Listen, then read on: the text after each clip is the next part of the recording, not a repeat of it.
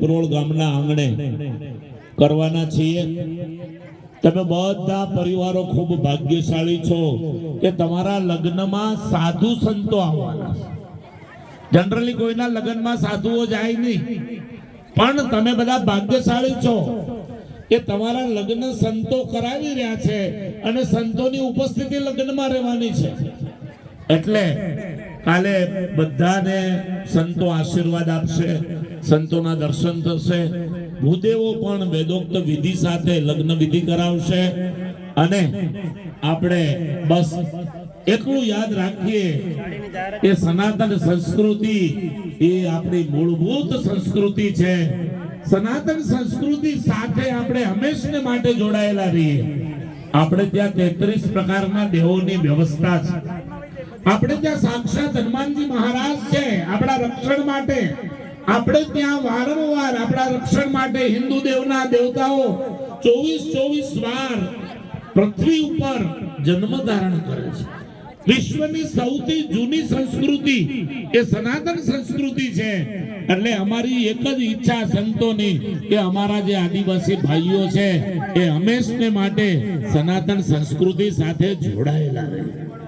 આપણે આ જ આંગણામાં ભવ્ય હનુમાનજી મહારાજનું મંદિર બનાવવાના છીએ। આપણે સપ્તશૃંગી માતાનું મંદિર બનાવ્યું ઘણા વર્ષો પહેલા રમેશભાઈ મોહનગોરના માર્ગદર્શન નીચે। આપણે વાઘવળમાં દત્તાત્રેય ભગવાનનું મંદિર બનાવ્યું। આપણે સાદળવેરામાં હનુમાનજી મહારાજનું મંદિર બનાવ્યું। આપણે રાણવેરીમાં હનુમાનજી મહારાજનું મંદિર બનાવ્યું। આપણે પિંડવળમાં હનુમાનજી મહારાજનું મંદિર બનાવ્યું।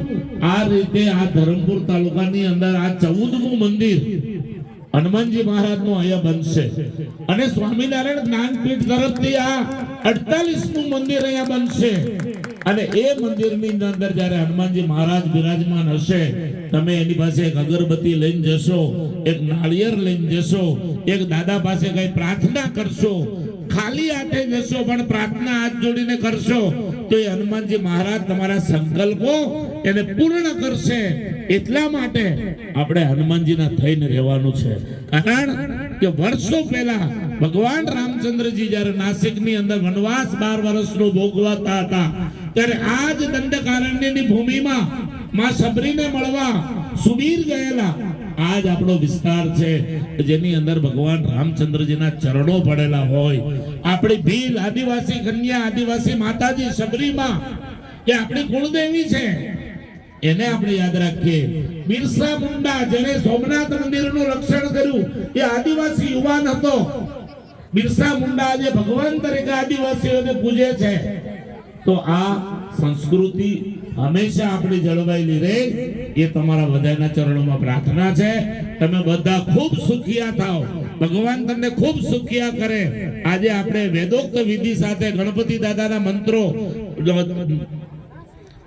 24 અવતારોના મંત્રો એ મંત્રો બોલી અને હળદરનો વિધિ કર્યો છે। આ પણ એક માંગલિક પ્રસંગ છે।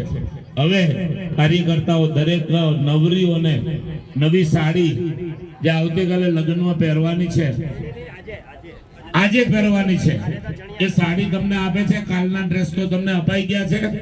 આજે સાંજે જે તમારે સાડી પહેરવાની છે એ સાડી અહીંથી આપશે બધાને। બાકીનું કરિયાવર આવતીકાલે બધાને મળશે।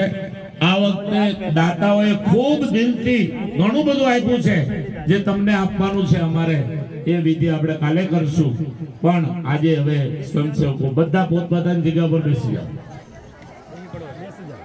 હળદર વિધિ બહુ સરસ રીતે પૂર્ણ થયો છે મંત્રો સાથે।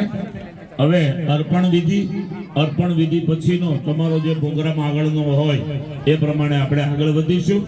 તો સાડીનું વિતરણ શ્રી સ્વામિનારાયણ જ્ઞાનપીઠ સલવાવના ટ્રસ્ટીઓ, અમારા શિરીષભાઈ હિરપરા, અમારા મનસુખભાઈ વૈષ્ણવ, આ બધા સાથે મળી અને દરેકને નવરીને સાડી આપવાની છે। સાડી અત્યારે આપશે।